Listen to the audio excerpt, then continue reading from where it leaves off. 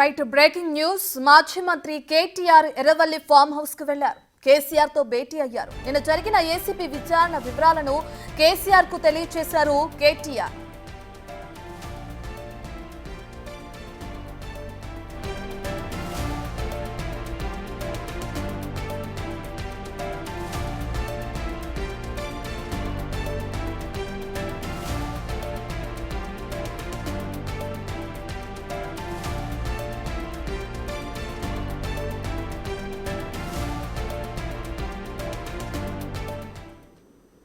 Right, ఇక మాజీ మంత్రి కేటీఆర్ ఎర్రవల్లి ఫామ్ హౌస్ కు వెళ్లారు. కేసీఆర్ తో భేటీ అయ్యారు. నిన్న జరిగిన ఏసీబీ విచారణ వివరాలను అటు కేసీఆర్ కు తెలియజేశారు.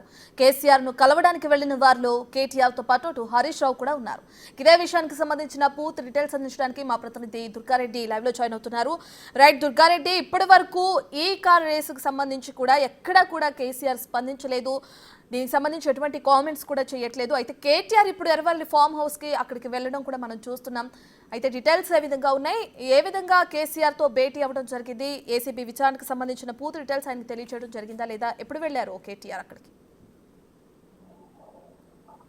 రత్న సిద్దిపేట జిల్లా మాజీ ముఖ్యమంత్రి కె చంద్రశేఖరరావు కేసీఆర్ ఫామ్ హౌస్ లో ఉంటే మాత్రం మాజీ మంత్రి కేటీఆర్ మాత్రం 1 గంటకు ఆ హరీష్ రావుతో కలిసి అక్కడికి వెళ్ళడం జరిగింది. నిన్న మాత్రం ఏసీబీ అధికారులు పిలిచి విచారణ చేసింది వివరించాలని చెప్పి ఆ మాజీ ముఖ్యమంత్రి కేటీఆర్ ను హరీష్ రావును పిలిపించినట్లుగా మనకు కొంత అయితే సమాచారం వస్తుంది. నిజంగానే కేటీఆర్ ను అరెస్టు తప్పదంటూ ఇటీవల జరుగుతున్న పరిణామాలను దృష్టిలో పెట్టుకొని కేసీఆర్ స్వయంగా అక్కడికి రమ్మన్నారు. 1 గంట నుంచి 4:30 గంటలకు కూడా అక్కడ సుదీర్ఘంగా చర్చలు జరిపారు. రాష్ట్రంలో జరుగుతున్న పరిణామాలు, ఆ తర్వాత కూడా చూసినట్లయితే హరీష్ రావు కేటీఆర్ 4 గంటలు భేటీ కావడము రాష్ట్రంలో చర్చానీయాంశంగా మారింది. నిజంగా కేటీఆర్ అరెస్టు తప్పదని కూడా ఆ పార్టీలో చర్చ జరుగుతున్న పరిణామాలు, ఆ తర్వాత ఏసీబీ విచారణ అనంతరము మరుసటి రోజు అంటే ఈ రోజు 1 గంటకు అక్కడికి వెళ్ళిన తర్వాత 4 గంటలు కేసీఆర్ తో సుదీర్ఘంగా చర్చలు జరిపారు. అంటే ఇటీవల ఫామ్ హౌస్ కు మాత్రము, ఆ తర్వాత ఎలక్షన్స్ అసెంబ్లీ సమావేశాలకు వెళ్ళిన తర్వాత నెల రోజుల నుంచి కూడా కేసీఆర్ హరీష్ రావు కూడా ఫామ్ హౌస్ కు వెళ్ళలేదు. ఈ రోజు మాత్రమే 1 గంటకు అక్కడికి వెళ్ళడము. నిజంగా చూసినట్లయితే ఈ కారు రేస్ దానికి సంబంధించిన ఆ ప్రమేయం ఎంతవరకు ఉంది, ఏసీబీ అధికారులు ఏ విధంగా వివరాలు కోరారు, మీరు ఏం సమాధానం చెప్పారని కూడా కులంకుశంగా జరిగిన పరిణామాలన్నీ కూడా వాళ్ళు అడిగిన వివరాలు ఏంటి, మీరు చెప్పిన ప్రశ్నలకు సమాధానాలు ఏంటి కూడా అని మాజీ ముఖ్యమంత్రి కేటీఆర్ ను ప్రశ్నించినట్లుగా కొంత సమాచారం వస్తుంది.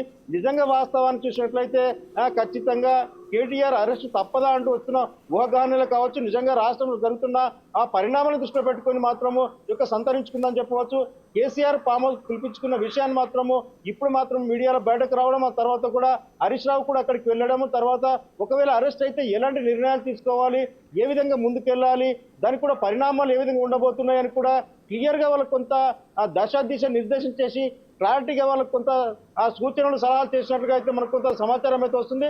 నిజంగా 4 గంటలు సుదీర్ఘంగా ఏం చర్చించారనే విషయాలు కూడా కొంత సమయం పట్టే అవకాశం ఉంది. నిజంగా చూసినట్లయితే ఇటీవల రాష్ట్రంలో జరుగుతున్న పరిణామాలు, కేటీఆర్ అరెస్టు తప్పదంటూ వస్తున్న వాటి మీద ఏసీబీ అధికారులు విచారణ తీసిన తర్వాత మరుసటి రోజు 24 గంటల లోపే అక్కడికి వెళ్ళడం కూడా అరెస్టుకు అవకాశాలు ఉన్నాయని చెప్పి మనకు కొంత సమాచారం అయితే వస్తుంది. Ratna, right, thank you Durga Reddy.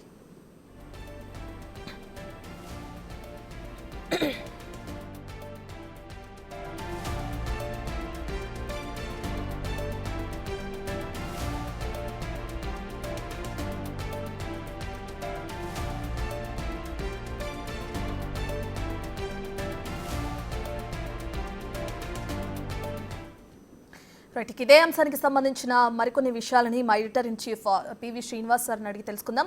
Sir, ఇప్పటికే చూసుకుంటే కేటీఆర్ అరెస్ట్ తప్పదనే భయంతోనే 4 గంటల పాటు కేసీఆర్ తో భేటీ అయ్యారు, ఫామ్ హౌస్ కి వెళ్లారు అనే ఆరోపణలు కూడా వస్తున్నాయి. ఎలా చూడొచ్చు అంటారు సార్?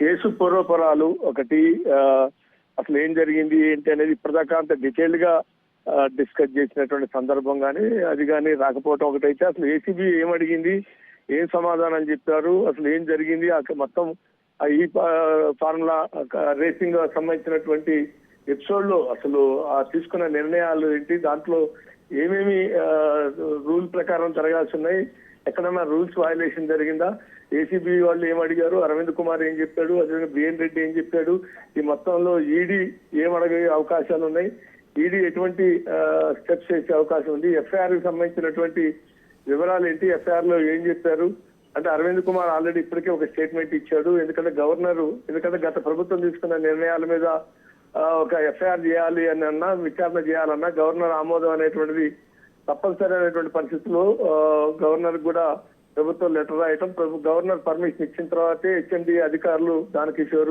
కంప్లైంట్ ఇవ్వటం ఫ్రాడ్ జరిగిందని.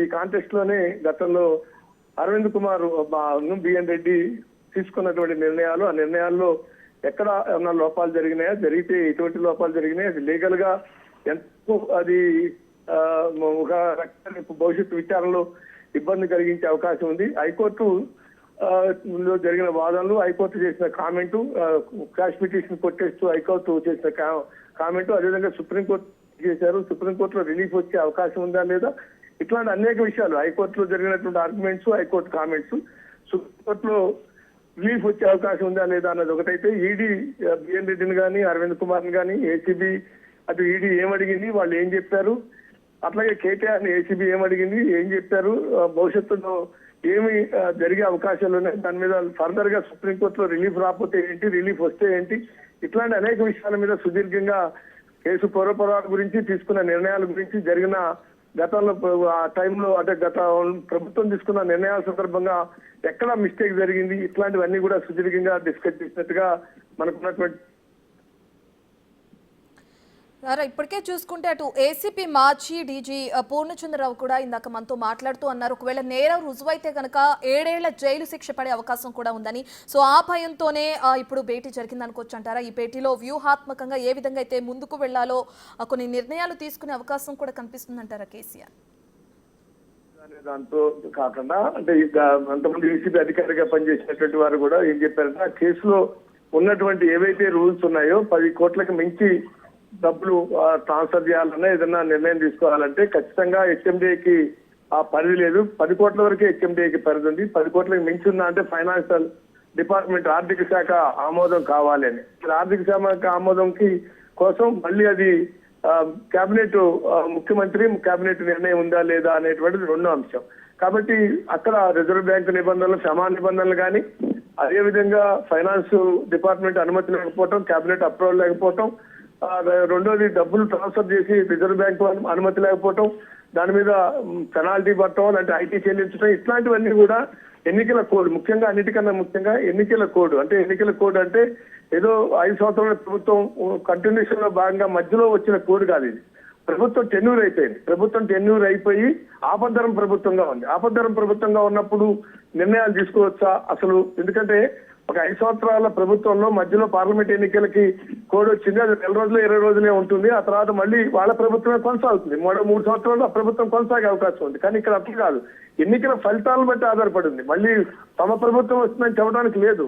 అదే మధ్యలో వచ్చిన కోడ్ అయితే, 5 సంవత్సరాల పీరియడ్ లో మధ్యలో వచ్చిన కోడ్ అయితే మళ్ళీ మా ప్రభుత్వమే కంటిన్యూషన్ ఉంటుంది. కాబట్టి మా ప్రభుత్వంలో కేబినెట్ అప్రూవల్ తీసుకోవచ్చు, ఫైనాన్షియల్ అప్రూవల్ తీసుకోవచ్చు, అన్ని నిబంధనలు ఏవైతే ఆ టైంలో స్పీడ్ గా డిసిషన్ తీసుకున్నారో తొందరగా అక్కడ ఆ రోజు ఆ ఈవెంట్ పూర్తి కావాలి. ఆ రోజు ఆ ఈవెంట్ పూర్తి కావాలంటే అప్పటికప్పుడు నిర్ణయాలు తీసుకోవాలి. అప్పటికప్పుడు కేబినెట్ సమావేశం పెట్టలేదు, అప్పటికప్పుడు ఫైనాన్స్ డిపార్ట్మెంట్ అప్రూవల్ సాధ్యం కాదు, టైం అయిపోతుంది కాబట్టి తీసుకోవచ్చు. కానీ ఇక్కడ అది కాదు.